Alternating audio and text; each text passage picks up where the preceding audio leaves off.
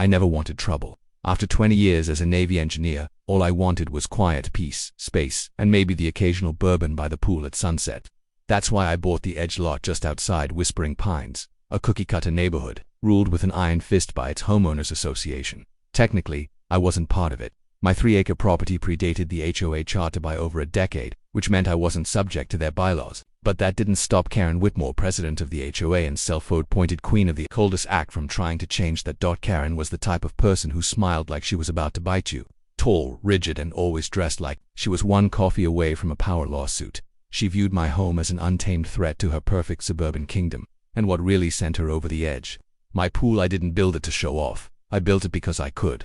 A fully custom, solar-heated self-cleaning oasis complete with a transparent dome that retracted with voice command. The real fun, though, was what no one could see, an experimental additive in the water completely harmless, but potent enough to dye Trespassers' skin a vivid electric blue for 2 full days. It started as a joke between me and my cousin Jim, a chemist. I called it Smurf Alert. Technically, it was designed as a security measure to detect unauthorized swimmers during my frequent travel. But it also doubled as insurance against HOA arrogance.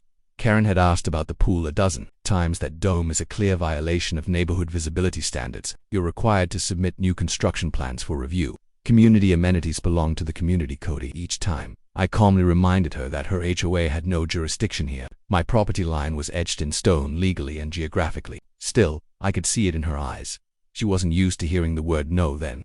One Friday afternoon in early summer, I packed up and drove 2 hours north to visit my parents for the weekend.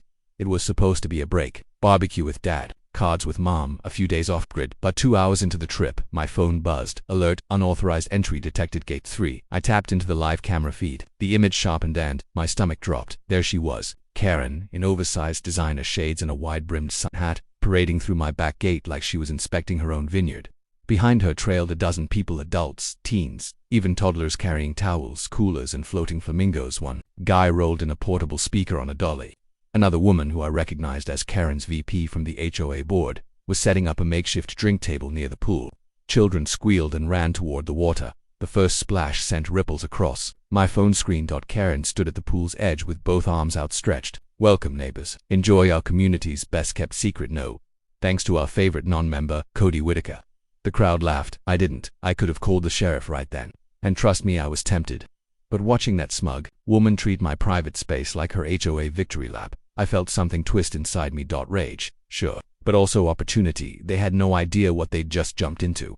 The dye took roughly 90 seconds to activate once someone was submerged. It latched invisibly to skin and hair oils and only reacted with open air when the swimmer dried off. At that point, it turned neon blue, bright, unmistakable, and stubborn as hell. As I sat in my truck on the side of the road, watching another group cannonball into the pool I had designed, paid for, and protected, I didn't dial the sheriff. I'd opened a call to Jace. They're doing it, I said. They're actually throwing a party in my yard. You serious? He replied, half laughing, half horrified. Dead serious. Karen's leading the charge. A pause. Then his voice dropped to a grin. Then it's time. I tapped back into the live stream and turned the volume up. The music was blasting. Karen was toasting with a glass of something sparkling, already turning a suspicious shade of blue around the collar of her dress. I leaned back in the seat, watching the chaos unfold pixel by pixel. The dye was already working, they just didn't know it yet, and oh, how I couldn't wait for them to find out. By the time I returned home that evening, the neighborhood was already buzzing. Karen's so-called community pool celebration had turned into a local circus, and everyone within a 5-house radius had either attended or recorded it. What I hadn't expected, though, was just how fast the dye kicked in, apparently. Within 15 minutes of drying off, the partygoers started to notice the change. First it was little smudges, blue fingertips, oddly tinted knees. Then it spread. Kids screamed. Parents panicked. Someone thought it was a chlorine reaction. Another accused Karen of spiking the water with chemicals. One mother dragged her blue-streaked son home in a towel, yelling over her shoulder that she'd sue the HOA for chemical endangerment. And Karen, she tried to play it off at first. It's just a pool additive for skin health, she shouted over the blaring music, now crackling with static. Perfectly safe, totally normal. But when her own legs turned navy below the knees, and one of the HOA board members emerged from the water looking like a rejected member of the Blue Man Group, even Karen started to panic. I watched all this unfold from my security feed. 8 cameras angled from every direction. Each one captured panic, confusion, and outrage in high definition. I hadn't planned to enjoy it this much. I parked a few blocks away, grabbed a burrito, and continued watching the footage in real time like it was pay-per-view. One guy tried scrubbing his arms with a beach towel. It only spread the dye more.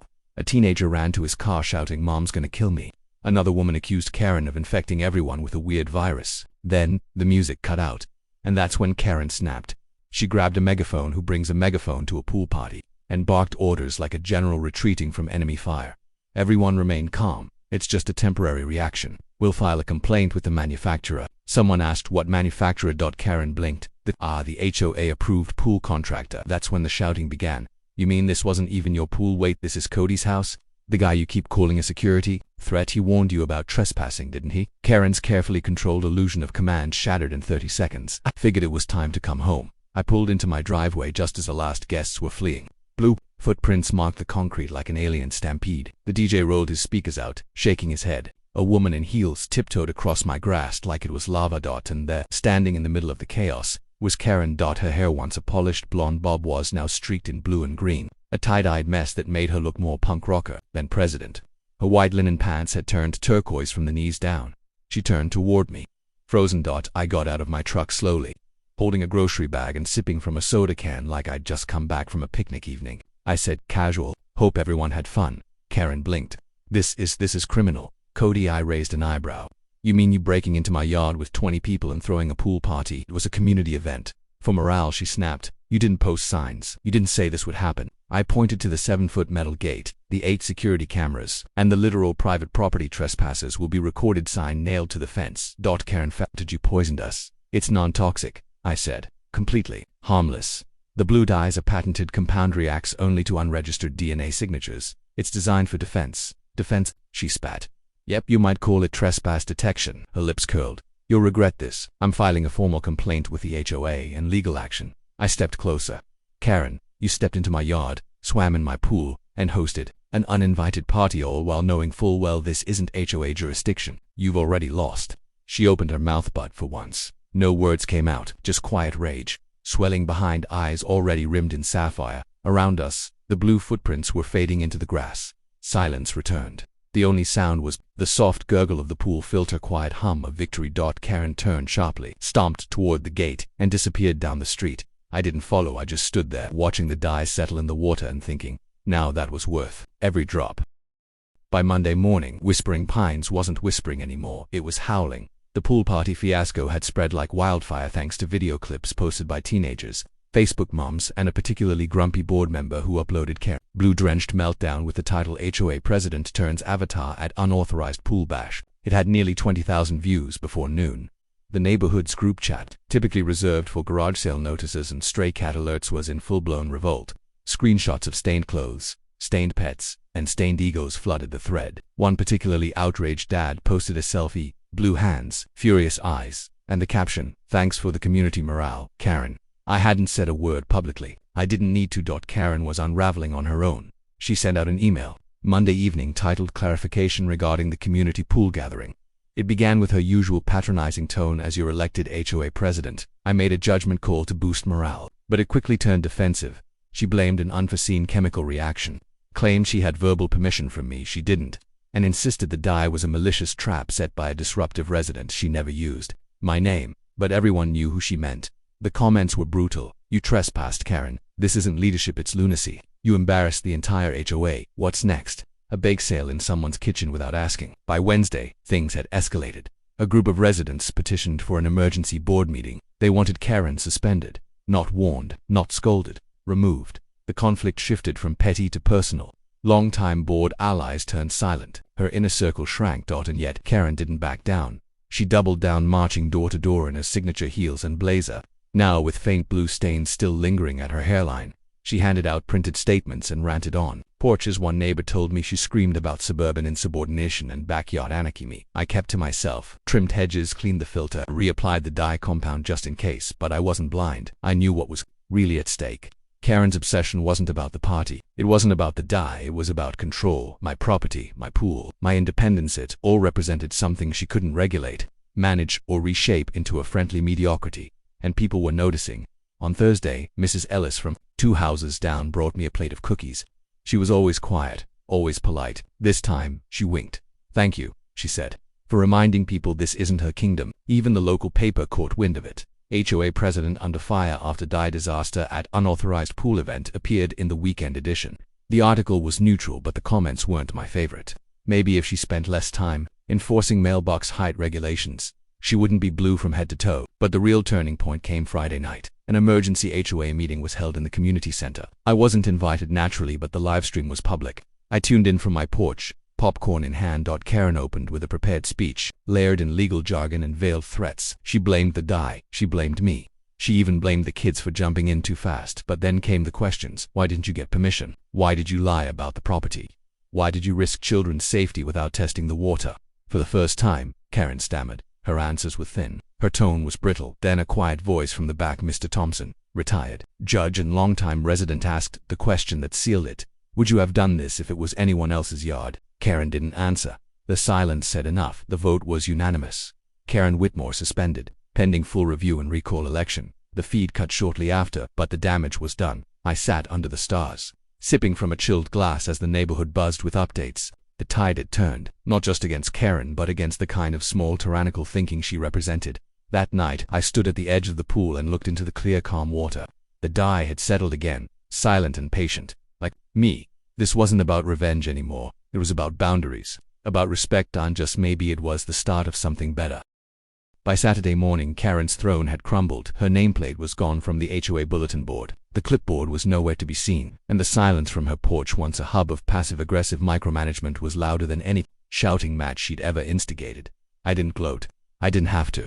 The neighborhood was doing it for me. A new tone settled over Whispering Pines, lighter, freer. People painted their fences without asking permission. Kids rode scooters without being chased down for helmet violations. For the first time since moving in, I saw neighbors waving instead of watching. Still, I didn't expect what happened next. Sunday morning, I was in the garage, welding a frame for a solar grill prototype, when I heard a knock. Not pounding, not insistent. Just ... a knock. I opened the door to find Karen standing there, hair tied back, no makeup, no clipboard, just Karen holding a small box, looking like she hadn't slept in days. I'm not here to fight, she said quickly, as if reading my stance. May I? Nodded once. Cautiously, she handed me the box. Consider this a peace offering.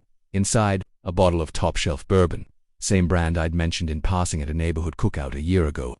The gesture threw me more than anything else she could have said. I was wrong, she said. No dramatic sigh, no theatrics, just plain words. I crossed the line. I waited. I let the title get to me. HOA president became a crown I didn't deserve.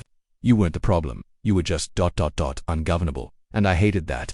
I leaned against the doorway, arms crossed. You trespassed, lied, nearly ruined your reputation, and the HOA's eye. No, she said, eyes downcast. And I'm going to step down fully at the next board vote. I'm not here to claw it back.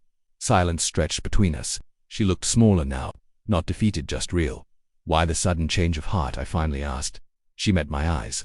Because I looked in the mirror and didn't recognize the person stained blue. It wasn't just dye. It was every bad decision I made catching up to me on full display. For a moment I almost felt sorry for her. Almost. I took the bourbon, nodded once, then motioned toward the gate. You should know, I said, I'm hosting a real pool party next weekend. Open invite, waivers, security, all above board. Karen raised an eyebrow. You're inviting the neighborhood? I smirked. Only the ones who ask first. She laughed softly just once and walked away without another word. The following Saturday, the pool party was in full swing. By 4 p.m. music drifted through the air. Burgers sizzled on the grill, and kids floated lazily on pool noodles under the late summer sun. People signed waivers at the gate. No one entered without my say-so. Jace came by. Naturally, he brought a tray of electric blue cupcakes and set them beside the cooler with a wink. Little inside joke, he said. Midway through the party, I noticed Karen standing near the edge of the lawn. She wasn't dressed to swim, and she didn't have a drink, just standing watching this time. She didn't try to take charge. She didn't even approach the gate. She simply gave a nod from a distance, and I nodded back, a mutual understanding. Not friends, but maybe finally, neighbors. As dusk settled over Whispering Pines, the last of the guests waved goodbye. I sank into a lawn chair, watching the solar dome glide back over the water like a curtain falling on a perfectly executed play. The die remained in the system, quiet, unseen, and ready, not out of paranoia, out of principle, because some lessons need to be permanent. I took a sip of bourbon and let the cool evening air settle in. Karen's reign was over, but more importantly, the neighborhood had woken up. The HOA had been reminded that power wasn't about control, it was about responsibility. Sometimes, responsibility means knowing when to back off, especially when the water's watching.